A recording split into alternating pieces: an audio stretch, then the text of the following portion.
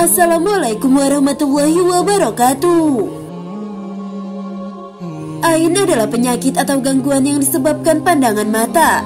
Disebutkan oleh Syekh Abdurrahman bin Hasan, seorang yang memandang menimbulkan gangguan pada yang dipandangnya.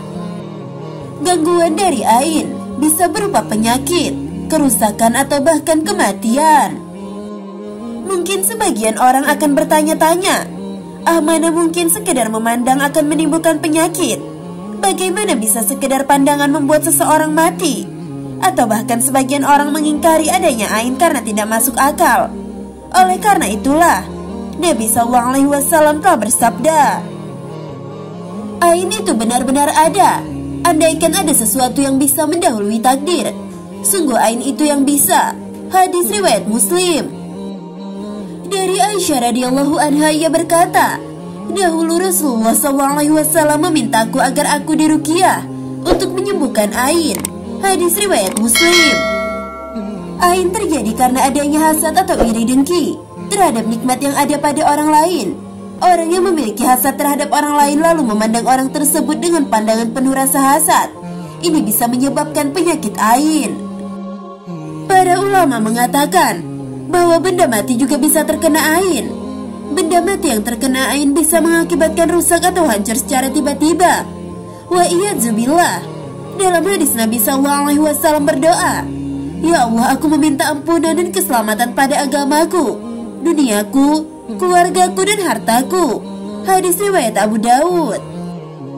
Untuk mencegah ain, ketika melihat suatu hal yang menakjubkan pada orang lain, maka ucapkanlah Masya Allah. Namun pendapat ini tidak memiliki dasar yang kuat. Dari sisi orang yang memandang, hadis-hadis menunjukkan bahwa untuk mencegah ain adalah dengan tabrik atau mendoakan keberkahan. Misalnya mengucapkan barakallahu fiik, semoga Allah memberkahimu, atau barakallahu alaika, semoga Allah memberkahimu. Nabi SAW telah bersabda, jika salah seorang dari kalian melihat pada diri saudaranya suatu hal yang menakjubkan, maka doakanlah keberkahan baginya, karena ain itu benar adanya. Hadis riwayat An-Nasa'i. Hal pertama yang perlu dilakukan agar terhindar dari penyakit ain adalah menghindari sikap suka pamer dan berhias diri dengan sifat tawadu.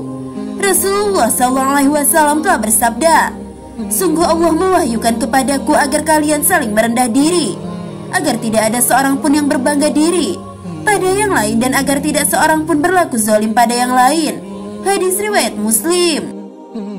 Sebisa mungkin hindari menyebut-nyebut kekayaan, kesuksesan usaha, kebahagiaan keluarga, juga memamerkan foto anak, foto diri, foto istri atau suami, dan hal-hal lain yang bisa menimbulkan iri dengki dari orang yang melihatnya, atau juga yang bisa menyebabkan kekaguman berlebihan dari orang yang melihatnya. Karena pandangan kagum juga bisa menyebabkan ain, sebagaimana sudah disebutkan. Adapun orang yang terlanjur terkena ain, maka yang pertama kali harus dilakukan adalah bersabar.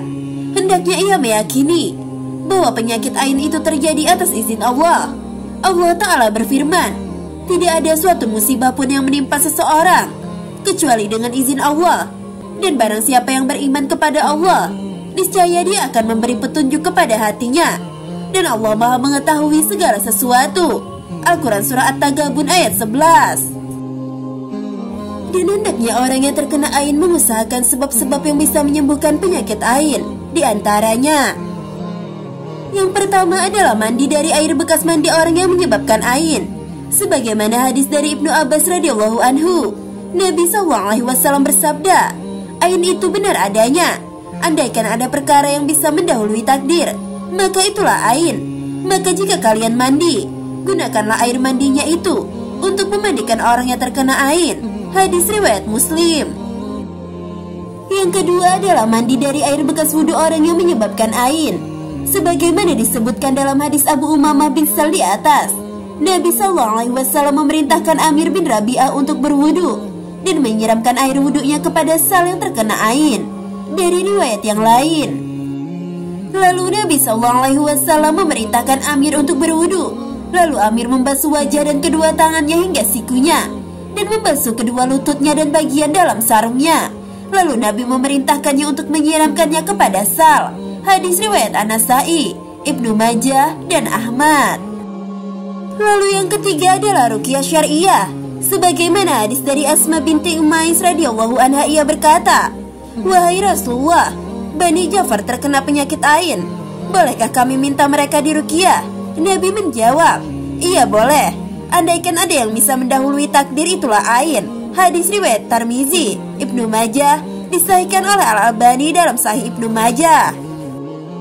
Sahabat pelajar Islam yang dirahmati Allah, demikian pemaparan singkat mengenai penyakit ain.